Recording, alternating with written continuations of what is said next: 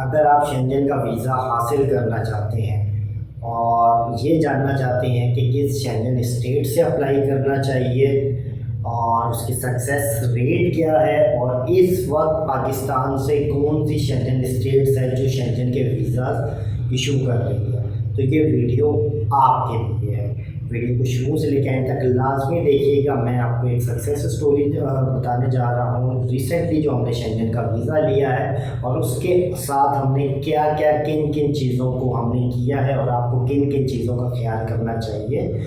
तो ये सारा कुछ बताऊंगा इस वीडियो के अंदर, तो वीडियो को शुरू से लेकर एंड तक लाजमी देखिएगा ताकि आप कोई भी पॉइंट मिस ना कर सकें।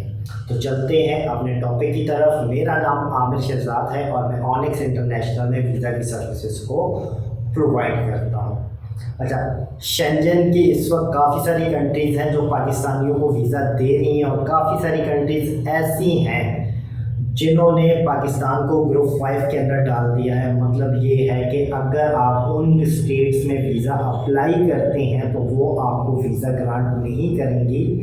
रेदर देन अगर आपके पास कोई वहाँ पे आपका रिलेटिव हो या आपका जाना इंतहाई ज़रूरी क्यों ना हो, तब वो आपको वीज़ा इशू करेंगे। अच्छा, कंट्री का मैं आपको आगे चल के बताता हूँ कि किस कंट्री, कौन सी कंट्री जो है वो सबसे ज़्यादा वीज़ा इशू कर रही है। अब सबसे पहले बात करते हैं कि वीज़ा के लिए क्या क्या चीज़ें आपने ध्यान में रखनी है, किन चीज़ों लोग मिस्टेक करते हैं जिनकी वजह से ये वीज़ा रिफ्यूज़ होता है। नंबर 1 पे है प्रॉपर डॉक्यूमेंटेशन आपके नहीं होती। ठीक है, मतलब आप खुद अप्लाई कर रहे हैं या जिस कंसल्टेंट से अप्लाई कर रहे हैं वो आपकी प्रॉपर डॉक्यूमेंटेशन नहीं करता। प्रॉपर डॉक्यूमेंटेशन से मेरी क्या मुराद है, आपके डॉक्यूमेंट बहुत अच्छे हैं, उनको प्रेजेंट ठीक से नहीं किया गया, मतलब इन्वेस्टर को इस चीज़ का वेरीफाई नहीं किया, मतलब इस चीज़ के बारे में नहीं कन्विंस किया गया कि आप जेन्युइन टूरिस्ट हैं। अच्छा देखिए, इसमें कुछ चीज़ें बहुत ज़्यादा इम्पोर्टेंट होती हैं जिनका आपने ध्यान रखना है।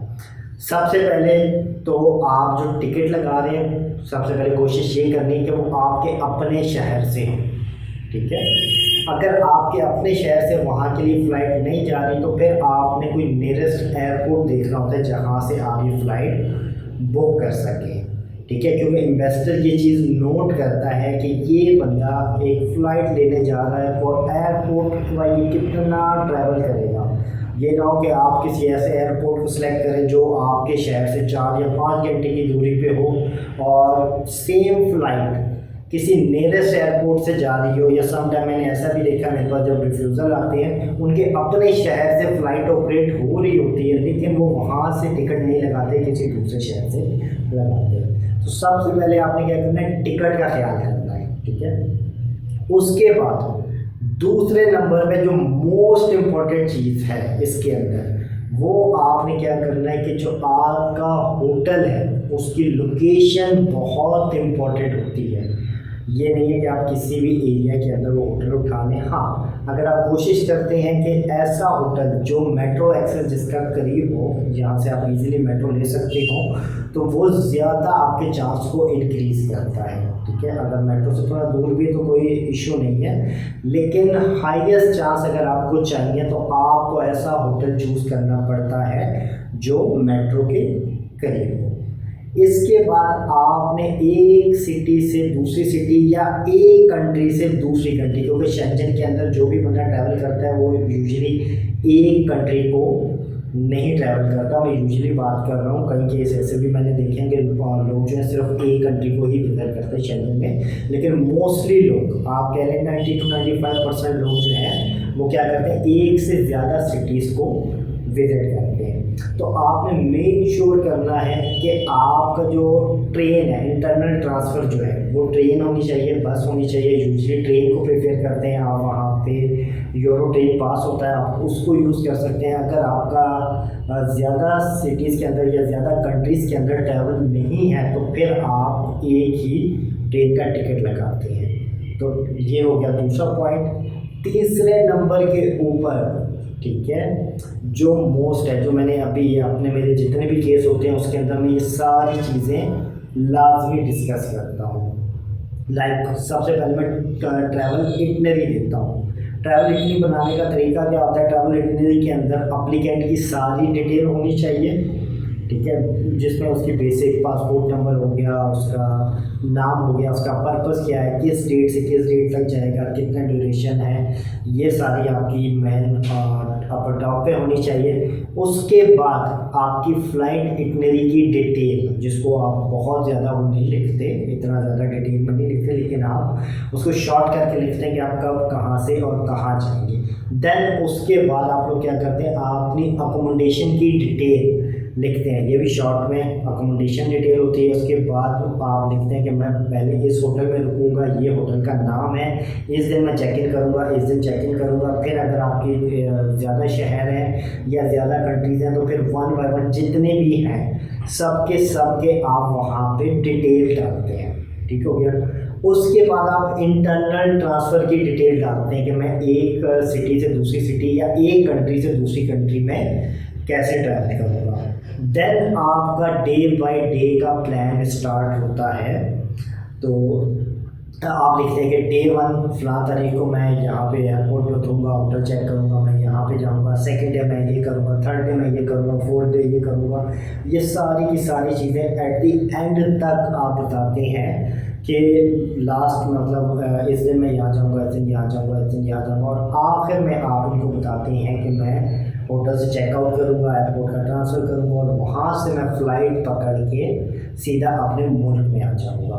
तो ये चीज़ें आपने लाजमी लिखनी होती हैं इसके अंदर, अपना प्लान के अंदर बनानी होती हैं इन्वेस्टर को। अच्छा, ये तो मैंडेटरी चीज़ें, अगर आप ये करते हैं फिर आ जाते हैं आपके डॉक्यूमेंटेशन के ऊपर। डॉक्यूमेंटेशन से मुराद मेरी क्या है, बैंक स्टेटमेंट, मैंने डॉक्यूमेंटेशन कह दिया।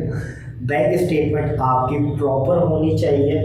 अगर बैंक स्टेटमेंट आपकी प्रॉपर नहीं है, प्रॉपर से क्या मुराद है कि अगर आप सैलरी वाले हैं तो उसके अंदर आपकी सैलरी क्रेडिट होनी चाहिए, और अगर वो ग्रेजुअली इंक्रीज़ होती है तो आपके चांसेस हायर हो जाते हैं वीज़ा मिलने के। अगर वो ग्रेजुअली इंक्रीज़ नहीं होती है तो चांसेस थोड़े कम होते हैं, पर इसका मतलब ये नहीं कि वीज़ा नहीं मिलता। आपको बेसिकली फिर बताना पड़ता है कि आपके पास सेविंग्स हैं तो कहाँ से आई हैं। अगर कोई इमीडिएट आप उसके अंदर चीज़ें डिपॉजिट कराती हैं तो वो आपको उनको बतानी पड़ती हैं। अच्छा जी, सैलरी पर्सन के लिए मस्ट है कि वो एनओसी जो है अपना एम्प्लॉयर से अपना एनओसी ले, जिसके अंदर वो बताए कि मेरी लीव अप्रूव्ड हो चुकी है और मैं इस दिन से इस दिन तक जो है वो ट्रैवल करूँगा। इसके अलावा सैलरी स्लिप्स वगैरह होती हैं वो आपको 3 महीने की लगानी पड़ती है, डिपेंड करता है किस शेंजन स्टेट में आप जा रहे हैं उसके ऊपर। तो सैलरी स्लिप्स जो है आपने वो लाजमी लगानी है। बिजनेसमैन की बात करूँ तो उसकी जो बिज़नेस के रजिस्ट्रेशन डॉक्यूमेंट्स हैं वो उसमें लाजमी लगानी है। बिजनेस रजिस्ट्रेशन अगर सोल प्रोप्राइटर है तो उसके डिफरेंट है, अगर पार्टनरशिप वाला है तो उसके डिफरेंट डॉक्यूमेंट होते हैं, और अगर कोई प्राइवेट लिमिटेड कंपनी है तो उसके डॉक्यूमेंट डिफरेंट होते हैं। तो बिजनेस रजिस्ट्रेशन डॉक्यूमेंट आपने लाजमी लगाने होते हैं, और अगर आपने पहले कहीं ट्रैवल किया हुआ है तो वो उसकी एक्सप्लेनेशन भी आपने देनी होती है। और वो एक्सप्लेनेशन आप कैसे देते हैं, आप सीधा जो अपना रिक्वेस्ट लेटर बनाते हैं, रिक्वेस्ट लेटर के अंदर आपने ये सारी चीज़ें मेंशन करनी होती हैं। और रिक्वेस्ट लेटर को आप बनाते कैसे हैं, सिंपल वे में आप बताते हैं कि मैं सब्जेक्ट में लिखते हैं कि मैं एज अ टूरिस्ट के लिए जा रहा हूँ। मतलब आप सिंपल वे में कहो तो मैं जो लिखता हूँ उसमें Schengen visitor visa application tourist visit और आगे उस शेंजन स्टेट का नाम लिखता हूँ। फिर अब जो भी एप्लीकेंट होता है उनके बारे में लिखता हूँ कि मैं जो है इसको अप्लाई करने जा रहा हूँ, एज अ टूरिस्ट अप्लाई करने जा रहा हूँ, ये आपकी कंट्री है, पहले मैं यहाँ पे रुकूँगा, दूसरे में मैं यहाँ पे निकलूँगा।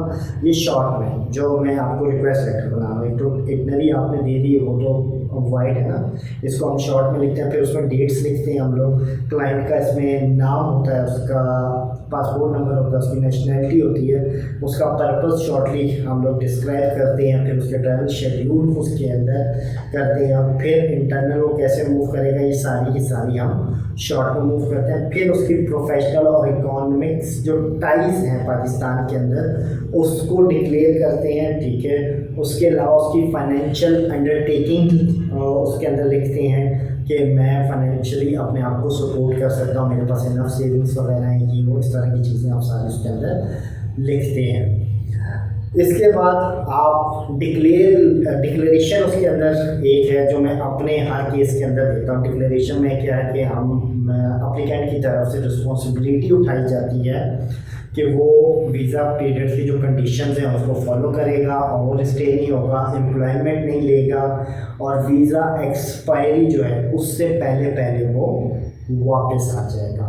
तो अगर ये सारी चीज़ें आप करते हैं तो वीज़ा ऑफिसर इन चीज़ों से सेटिस्फाई हो जाता है और देन वो आपको वीज़ा ग्रांट कर देता है। एट दी एंड बात ये है कि आप उसको कैसे प्रेजेंट करते हैं, कैसे लिखते हैं, मैंने आपको शॉर्ट सा ओवरव्यू सारा का सारा दे दिया।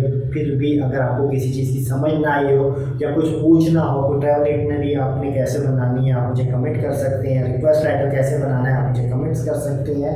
मैं पर्सनली सारे के कमेंट्स के आंसर करूँगा। उम्मीद है आज की वीडियो आपको पसंद आई होगी। वीडियो पसंद आई हो तो उसको लाइक शेयर और सब्सक्राइब ज़रूर कीजिएगा और दुआ में याद रखिएगा। अल्लाह हाफिज़।